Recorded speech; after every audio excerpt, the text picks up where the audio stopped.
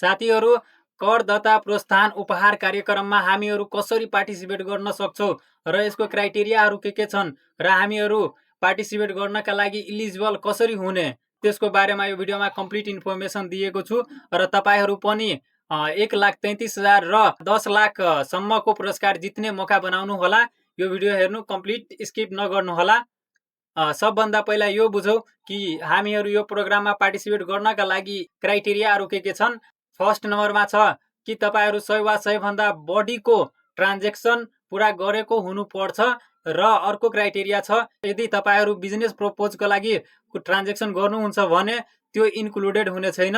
त्यसपछि यो बुझौँ कि यो पार्टिसिपेट कसरी गर्ने।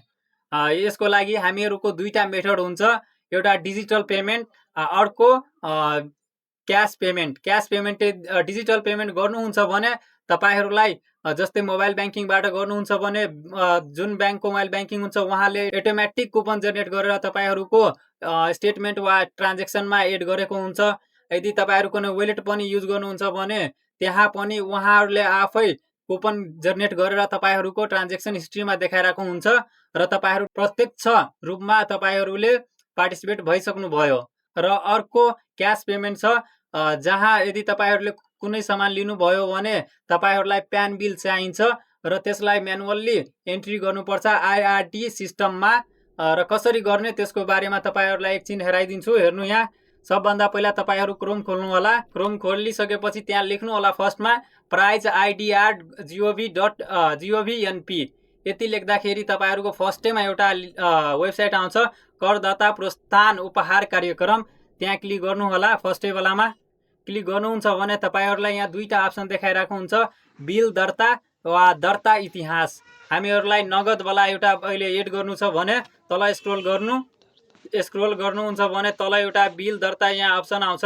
तपाईहरूसँग कुनै बिल छ भने तल स्क्रोल गर्नु अनि त्यहाँ नगदवाला हुन्छ त्योमा क्लिक गर्नु होला।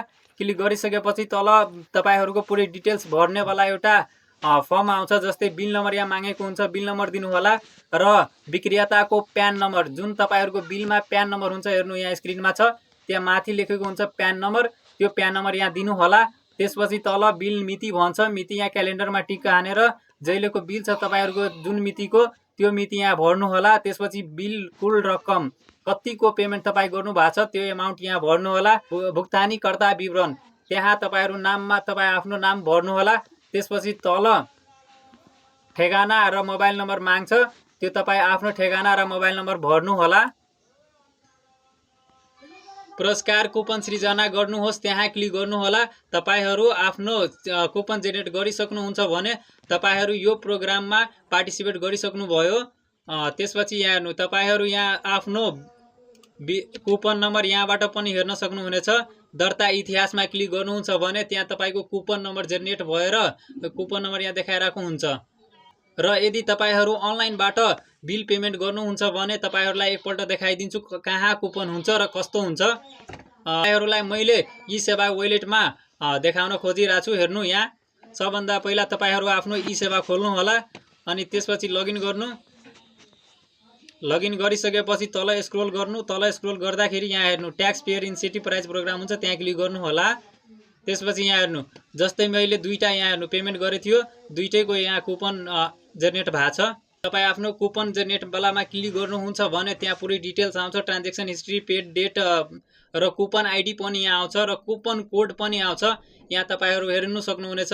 र नेटवर्क आइडेन्टिफायरमा फोनपेबाट मैले गरेको थियो, फोनपेमा, त्यही भएर यहाँ फोनपे देखाइरहेको छ। र तपाईहरू FAQ क्वेसनमा यदि क्लिक गर्नुहुन्छ भने यो प्रोग्रामको राम्ररी डिस्क्राइबली तपाईहरू बुझ्न सक्नुहुनेछ। जस्तै यहाँ हाउ क्यान कन्ज्युमर पार्टिसिपेट, कसरी पार्टिसिपेट गर्न सक्छ र how can consumer participate using e सेवा युज गरेर कसरी पार्टिसिपेट गर्न सक्छ त्यो सबै डिस्क्राइब यहाँ गरेको हुन्छ। तपाईहरू एउटा एउटा क्वेसनमा क्लिक गरेर पढ्नु होला र बुझ्नु होला। यदि तपाईहरूलाई यो भिडियो इन्फर्मेटिभ लागेछ भने तपाईहरू यो च्यानललाई सब्स्क्राइब गरेर राख्नु होला। आगामी दिनमा पनि म इन्फर्मेटिभ भिडियोहरू यो च्यानलमा पोस्ट गर्नेछु।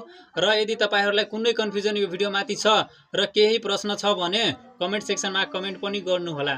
Thank you for watching this video.